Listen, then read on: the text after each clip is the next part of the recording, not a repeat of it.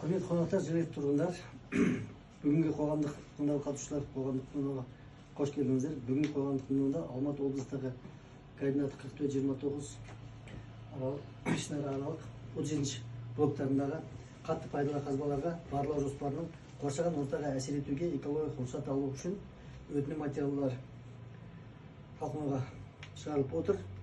Қоғамдық тыңдау Қазақстан Республикасының экологиялық кодексіне және 25 жылғы 3 тамыздағы 286-ші қоғамдық тыңдауларды өткізу ережелеріне сәйкес өткізіліп отыр. Қоғамдық тыңдаулардың төрағасы ретінде Кепен-Алып округ әкім аппаратының бас маманы, яғни мен Жолдаш Ильшат Михайлович қатысып, хатшы ретінде Прага Групп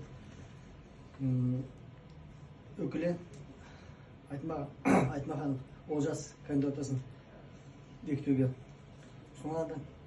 Осын ұсынсын деген азаматтар қол көтеруін сұраймыз. Қарсы қалыс жоқ. Ал тыңдау ережелері бекіту. Баяндамаға 5-10 минут, қосымша сөйлеушілер келетін болса 3-5 минутқа дейін. Ұсыныстар негізгі баяндамалар тыңдағаннан кейін талқыланады. Осыған қарсы емес, қол етін. Аш жиналыстар қарсында өткізілетін қоғамдық тыңдаулар регламент бекітілді. Қоғамдық тыңдау барысында қоғамдық тыңдау ережесінің 30 тармағына сәйкес қоғамдық тыңдаудың аудио және бейнежазбасы жүргізіледі. Қоғамдық тыңдауға тапсырыс беруші жеке серіктестігінің атынан қатысып отыратын Манатов Қайнар геолог, Айтмаханов Олжас эколог, Мақсудбекова Раваш эколог, Жанат Зарина серіктестік групп өкілі. Баяндамашыға сөз берейік оны.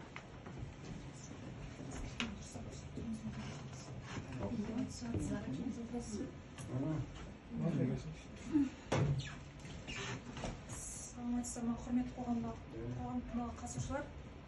Экосайенс Групп компаниясының экологы болған жалпы бүгінгі өзгерген жасалып жатқан жұмыстарға сіздерге ақпарат. Жобалық құжаттаманың жоба рұқсат етілген шығарындылар нормативтері бойынша қалдықтарды басқару бағдарламасы, өндірістік экологиялық бақылау бағдарламасы, қоршаған ортаны қорғау жөніндегі іс-шаралар жоспары.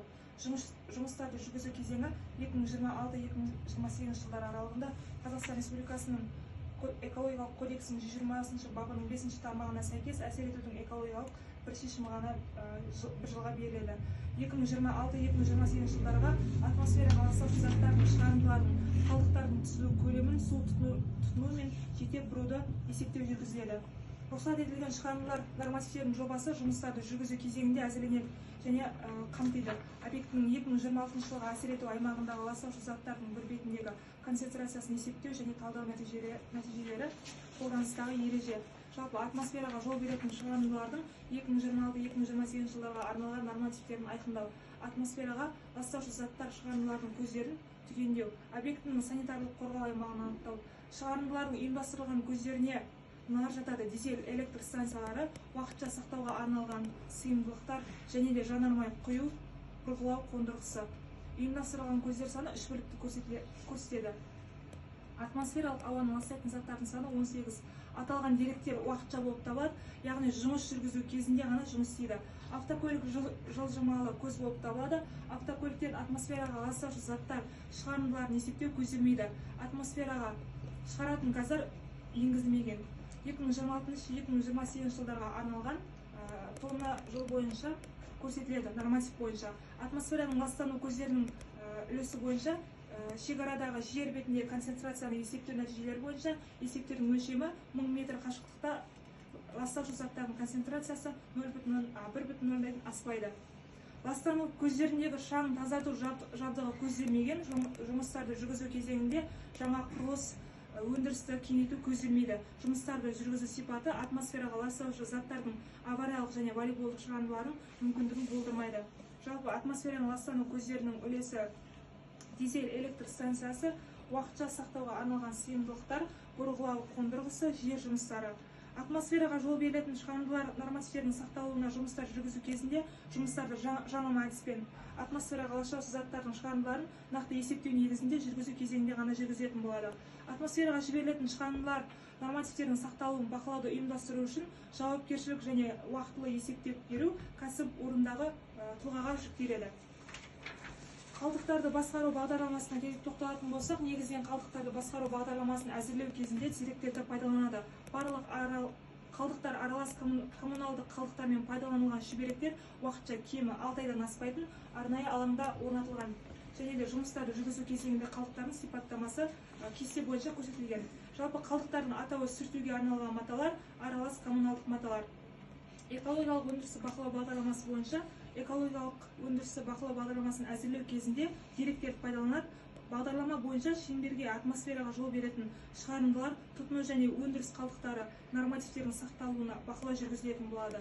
Қоршаған ортаны қорғау жөніндегі іс-шаралар жоспары бойынша қоршаған ортаны қорғау жөніндегі іс-шаралар жоспары экологиялық кодекстің 25 бабының талаптарына сәйкес әзірленеді. Іс-шаралар жоспарында атмосфераға жол беретін шығарындылар нормативтердің сақталуын бақылау, яғни есептеу жолымен тұрмыстық сарқынды суларды септіктен тазарту жұмыстарына шарт бойынша әкету, өндіріс және тұтыну қалдықтарын жинау, уақытылы шығару. Назарыңызға рахмет. Баяндамашы сұрақтарыңыз бар ма? Ұсыныс бар ма?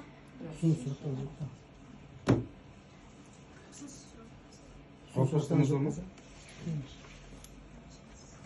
Барлық ұсынылған материалдар жобалық құжатына сәйкес келеді, басқа ұсыныстар түскен жоқ. Алматы облысындағы координаты 44-29 аралық 37 блоктағы қатты пайдалы қалдықтарды барлау жұмыстарының қоршаған ортаға әсер етуге экологиялық рұқсат алу үшін өтінім материалдары жобасы, іс-шара жобасына барлық ашық материалдардың сандары өткізіледі, қоғамдық тыңдаулар өтті деп есептеледі. Хаттама 2 күн жұмыс ішінде жасалынады және қол қойылады. Қол қойылғаннан кейін экологиялық порталда қолжетімді болады. Ашық жиналыстар қинасында өткізілетін қоғамдық тыңдаулар жабық деп есептеледі. Қатысыңызға рахмет. Сұрақ жоқ қойды? Вопрос нет у вас? Жоқ. Жоқ.